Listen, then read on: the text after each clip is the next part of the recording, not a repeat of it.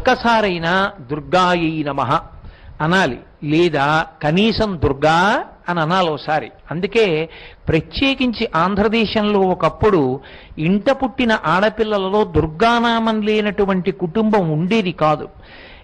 ప్రతి ఇంట్లోనూ ఒక ఆడపిల్లకి దుర్గా అన్న పేరుతో ఉండేవారు.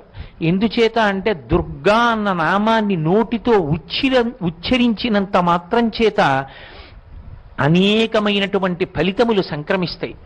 దుర్గా ఈ ఒక్క నామంలో దకారాన్ని ఉచ్చరించడం చేత దైత్యనాశనం అవుతుంది. దైత్యులంటే రాక్షసులు. ఆ రాక్షసులు నశించినటువంటి కారణం చేత మనసులలో ఉద్రేకమైనటువంటి భావనలు, సమాజాన్ని పాడు చెయ్యాలి, సమాజాన్ని వక్రగతిలోకి తీసుకెళ్లాలనేటటువంటి ప్రబోధాలు ఉండవు.